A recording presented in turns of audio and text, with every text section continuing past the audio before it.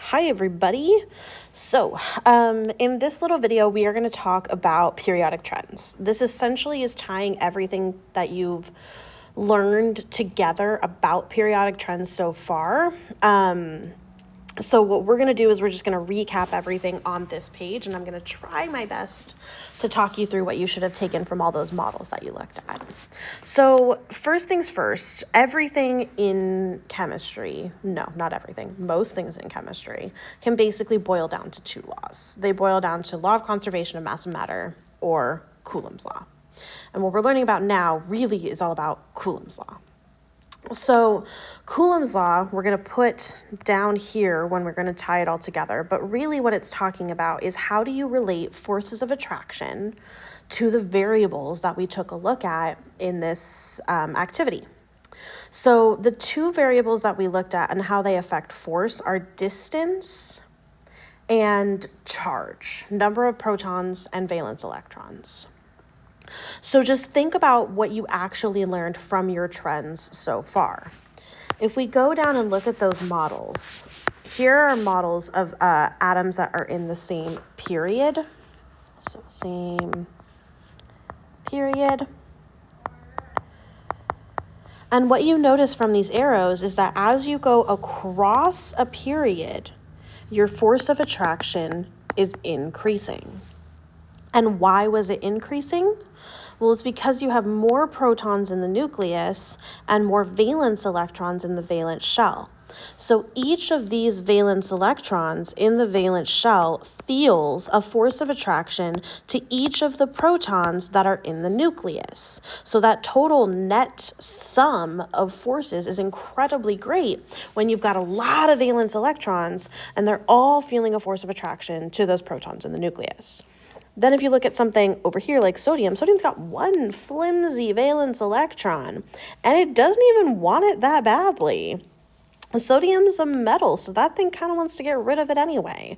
So when it's thinking about its force of attraction, when it's feeling that force of attraction, it's only got one valence electron that's being attracted to the protons in the nucleus. So its overall net force is really not that great, especially when you're comparing it to something like chlorine that's got 7 valence electrons. So the first pattern you should have really noticed is that as you go across the period, your force of attraction is really increasing. And why? Because your number of protons and valence electrons are also increasing. So now let's take a look at these. These elements here are the same group. Ooh.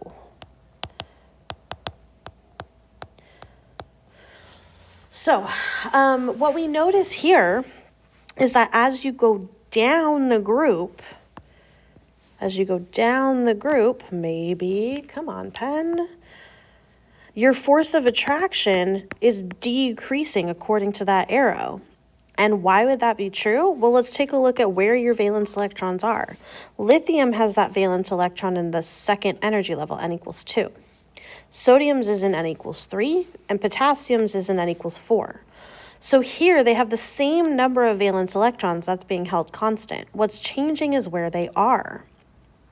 As you go to higher and higher energy levels, you're increasing the distance between your valence electrons and the protons that are in the nucleus.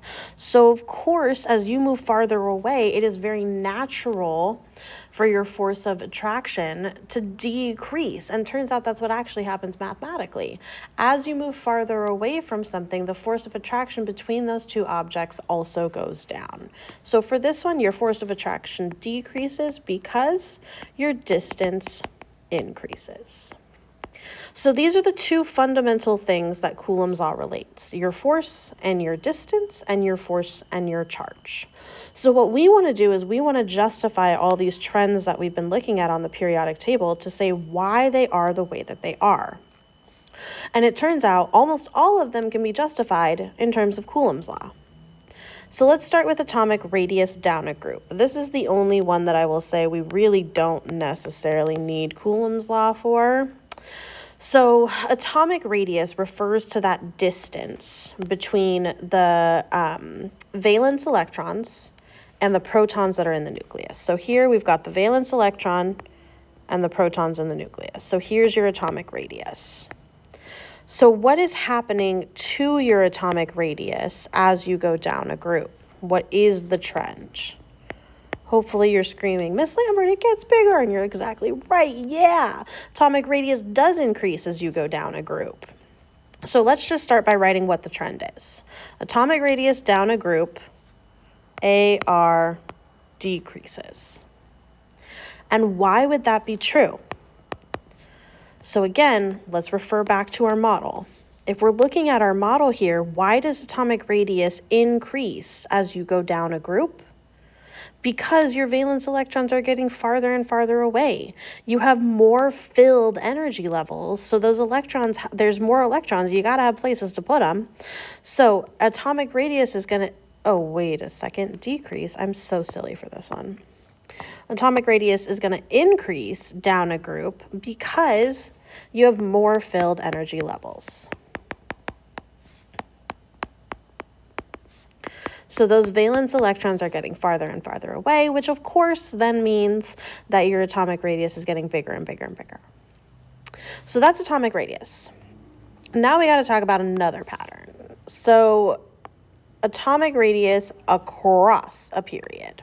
So once again, let's go back and figure out what that pattern is. So we said atomic radius across a period is going to decrease. That's the pattern that we found from looking at ptable.com. We looked at those numbers and we saw that atomic radius, in fact, gets smaller as you go across the period. Why would that be true? Okay, let's take a look at these things here.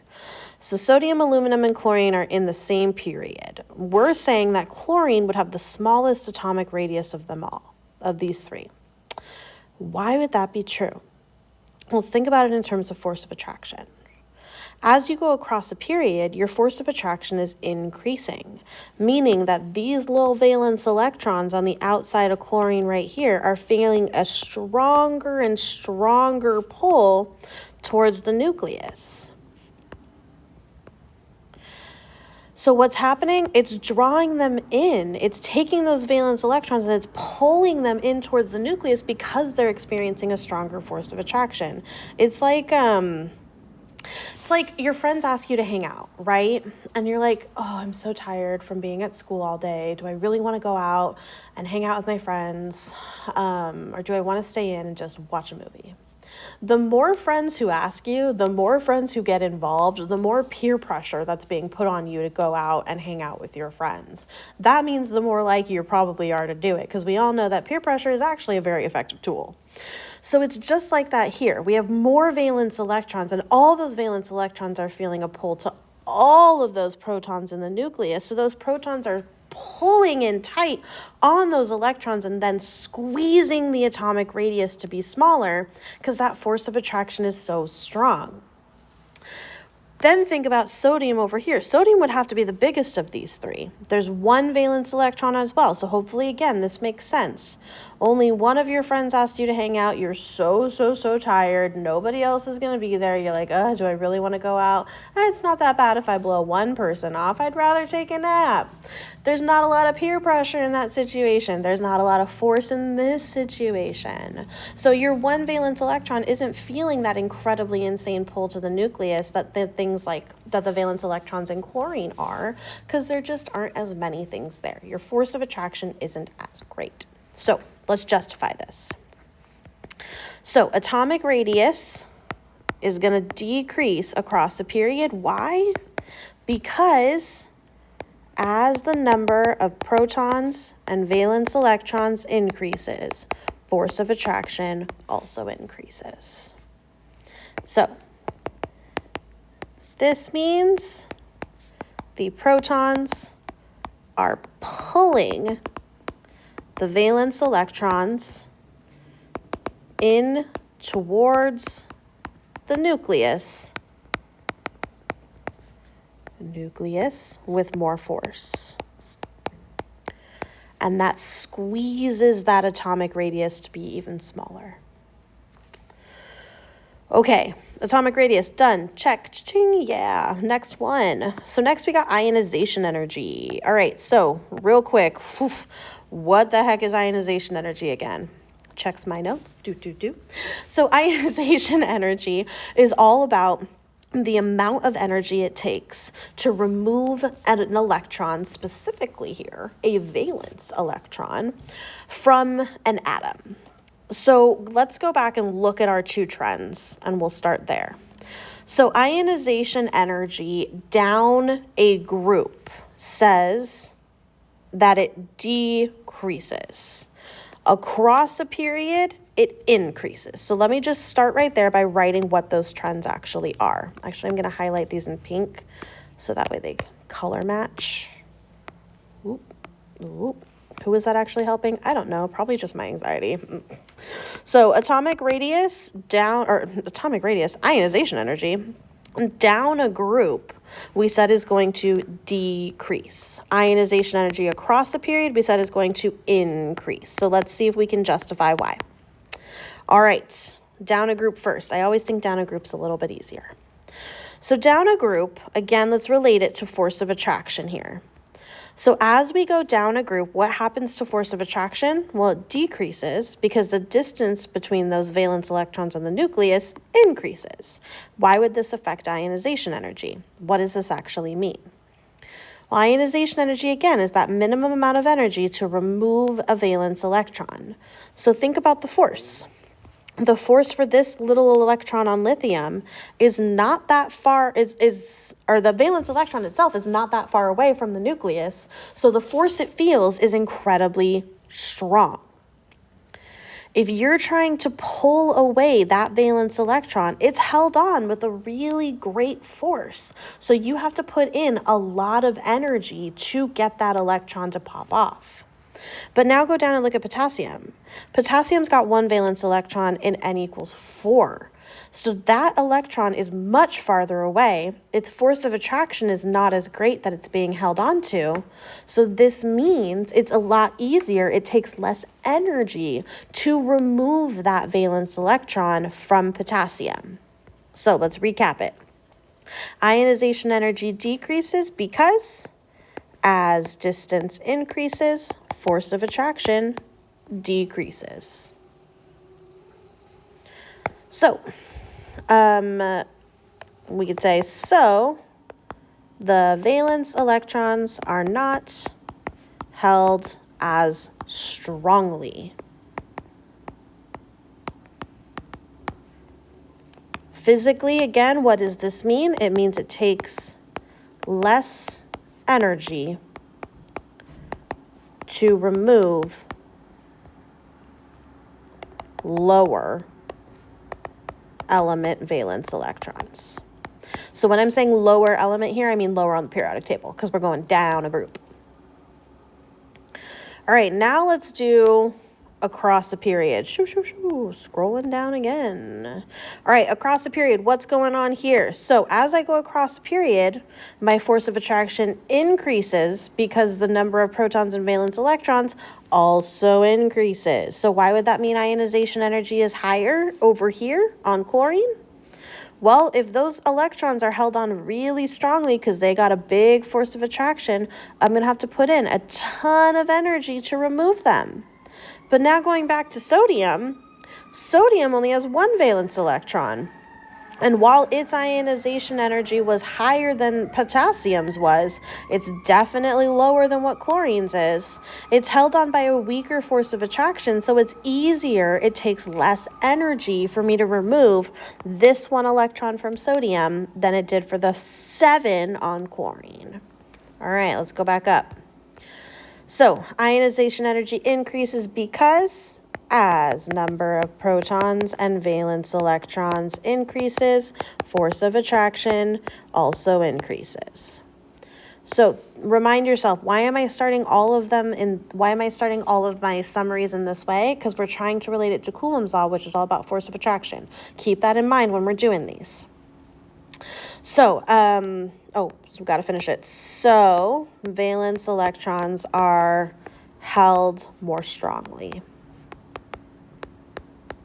So try to relate this one physically. What does it mean? As you go across a period, it takes more energy to remove right element valence electrons. And again, what do I mean by right? Right side of the periodic table, because we're going across. Okay, last trend. Woo, yeah, we made it so far. Give yourself a stretch break if you need it at this point. We've done so much brain thinking. Keep in mind, I am doing this after teaching 4 periods, so my brain thinking is not as great as we'd all like. All right, so electronegativity down a group. What's the trend? Let's go look. Electronegativity, as you go down a group, increases. What about as you go across a period? Increases. Wait a second. That's not right. Ooh, that would have been terrible. Electronegativity as you go down a group decreases. Good thing I caught myself. That would have been wild, right? All right, so electronegativity as you go down a group, we said decreases. As you go across a period, increases. Let's write that down. K-E-N, down a group, it decreases. E-N, across a period, increases. Okay, why? Because. Okay, let's go back. All right, what's electronegativity again? What the heck does that word mean? Well, electronegativity refers to an atom's ability to attract electrons to itself. So this is not talking about force now. This is not really talking about energy anymore. It's just this ability to attract valence electrons. So what would make something have a high electronegativity? It would mean it has a stronger ability to attract electrons, whereas a low electronegativity would have a weaker ability to attract electrons. And valence electrons, again, are the ones we're talking about. So let's do down a group first. All right. As we go down a group, what happens to force of attraction? It's going to decrease. Why? Because distance increases. And how does that affect electronegativity? So what this means is, as you go down a group, our electronegativity is decreasing, which means this stuff down at the bottom, like potassium, has a weaker ability to attract valence electrons. Lithium would have a stronger ability to attract valence electrons than potassium. Why? Okay, well, let's stop and think about this for a second. Potassium and everything else here in group 1 is a metal. So what we're talking about with this one valence electron here first is down this group, you have one valence electron in every single one of these atoms, but it's changing its distance as you go lower on the periodic table. So the force of attraction is also decreasing, okay? If that force of attraction is decreasing, where are the other valence electrons going to go if that atom attracts them to them? Where they're also going to fill in that valence shell. So if they're going to fill into that valence shell, it's going to fill here for potassium, which is far away from the nucleus. Those protons are far from where the valence electrons would fill into. So their force of attraction is relatively weak. So why would they want to attract more electrons to it? The electrons would fill far away from the protons. They're not really going to feel that force very much. So as you go down a group, your electronegativity decreases because your protons are farther away from your valence shell. They can't really attract anything else to them because they're far away. All right, let's summarize it. Shoo, shoo, shoo. Back up to the top. Electronegativity decreases because as distance increases, force of attraction decreases. Any valence electrons would add to the valence shell. And for larger atoms, this is farther away. Is farther away from the protons in the nucleus. So what does this physically mean? It has a weaker, wow, come on, pen.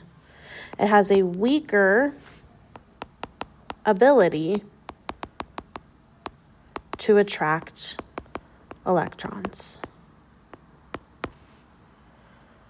So those protons are far away, their force of attraction is not very strong, so they can't really attract anything else to them because they're far. They would add to their valence shell, and it's already got a weak FOA. All right, electronegativity across a period increases. Woo! Okay, what happens as you go across a period? Well, your number of protons and valence electrons are going to increase, so your force of attraction is going to increase. So why would electronegativity increase? Well, where are your electrons going to fill? They're going to fill into a valence shell that already experiences quite a strong force of attraction. If I put one more electron in there, ooh, look at that. I'm filled. I'm stable. I've got 8 valence electrons. Love to see it. And it's going to fill into something that's already got a strong force of attraction. So our atomic radius is also smaller. So we're filling into something that is going to make my electrons closer to the nucleus. Cool. Love that. But what about sodium? Sodium only has 1 valence electron, so its force of attraction is much weaker. If I put another one in there, I'm actually farther from being stable at this point for this one. Sodium's a metal. That thing wants to lose. So there's kind of 2 things that we have to talk about with electronegativity here. One, you're filling electrons into a shell as you go farther right on the periodic table that has a stronger force of attraction. So it's going to put them closer to the nucleus. But it's also going to make them closer to being stable. If I'm filling electrons in for things that are on the right, I'm filling things in for nonmetals. And nonmetals like to gain electrons because they're trying to fill that valence shell. Stuff that's on the left is going to have low electronegativities because it doesn't want to fill. It actually wants to lose. Sodium would much rather get rid of this valence electron than it would gain another one. If it loses that, then ooh, cute, it's got a filled valence shell. It's got 8 electrons and n equals 2. So a couple things we're going to talk about with electronegativity across a period. First is that it increases across a period, because 1, number of protons and valence electrons increases, therefore force of attraction also increases. But atoms that are farther right on the P table are closer to fulfilling the octet.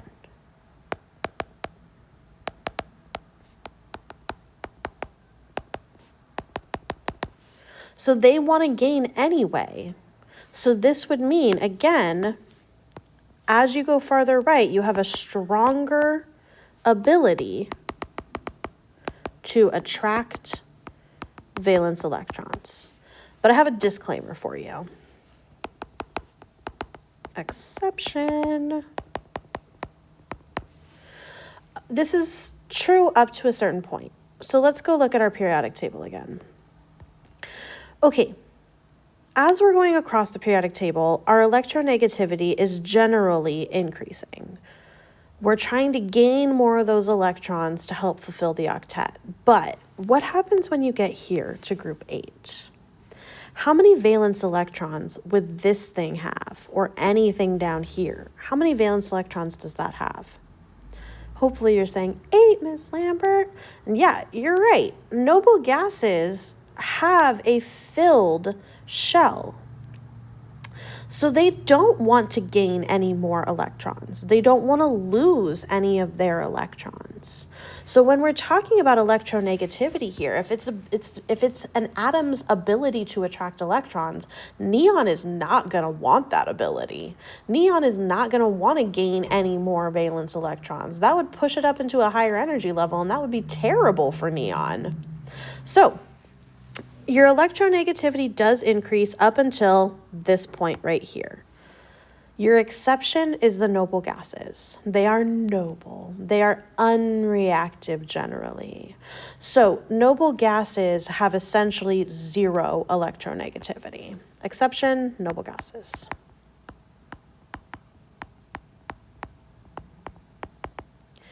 And hopefully this makes sense to you, because when you were doing that activity where you were looking at the periodic table and picking out all of these values, you should have seen for the noble gases, it gave you a value of Na for electronegativity. This is exactly why.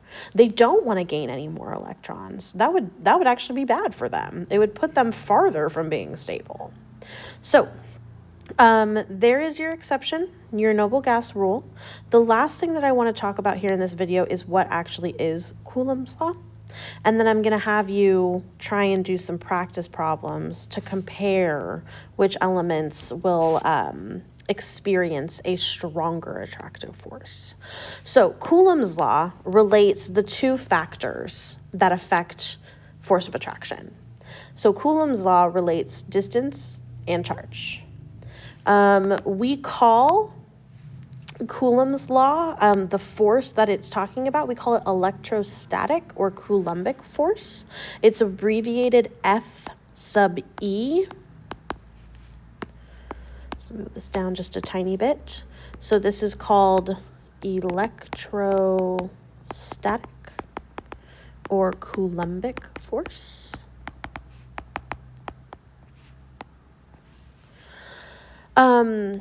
And let's think real quick about what the relationship is between these variables. So force of attraction and distance. As distance increases, what happens to force of attraction? Decreases. That's exactly right.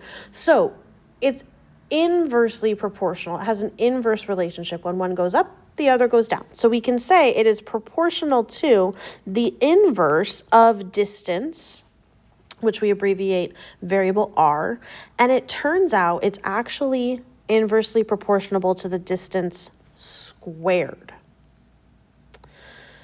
Now let's think about the other one, electrostatic force and charge, protons and valence electrons.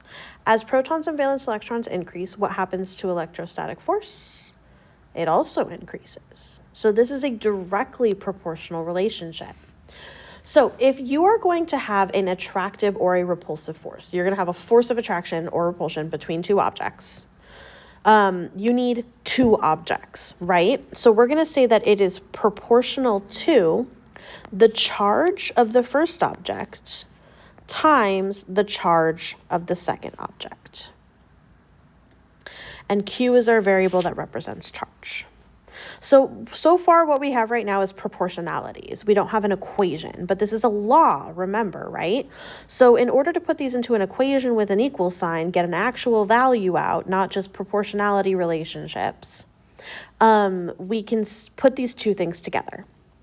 You have the charge of one object times the charge of another, and you divide by the distance squared. But to make the math work, you have to add in something called a proportionality constant. So for Coulomb's law, that's lowercase letter k, and this is called Coulomb's constant.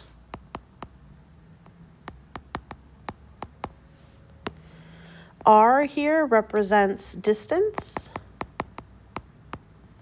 and then Q here represents charge, the charge of each object. So hopefully for those of you who know some physics, this looks relatively familiar to you. If I gave you this equation, do you know what this force would tell you? Hopefully the G kind of gives it away. This is the equation for the gravitational force. So here's what I think is like insanely beautiful about this. The force of gravity is dictated by this equation where you have the gravitational constant, the masses of two objects, the product of the masses of two objects divided by the distance between those objects squared. This is a force that is really affected at a macroscopic scale, so the scale at which you and I can see each other. But if we shrink down to the size of atoms at this sub-microscopic scale, what we're dealing with is the exact same force equation, but now we're talking about charge and distance between those charged particles. And I think that's so insanely beautiful. It's the exact same math, just at a different scale. So hopefully that kind of like gives you a little bit of an appreciation for this equation, but it's just, I think it's so amazing.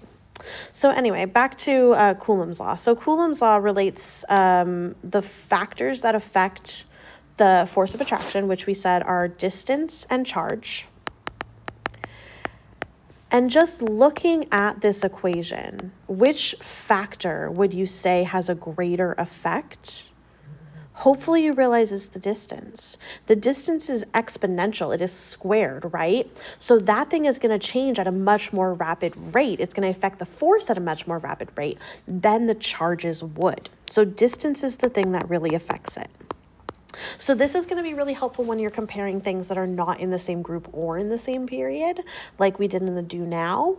So I'm going to recommend that you go and take a look at the agenda slides, find that do now, and see if you can go through and relate the forces of attraction that those atoms would feel, and then compare your winners to each other. Which one would win overall? I do have the answer key posted in Canvas, so you can go take a look at that. And the other thing I'm going to recommend you do is number 23. So for each of these pairs of atoms, take what you've learned about forces of attraction, what you've learned about Coulomb's law, and see if you can pick the one element in each of the pairs that would experience a stronger force of attraction between its valence electrons and the protons in the nucleus. Okay, bye!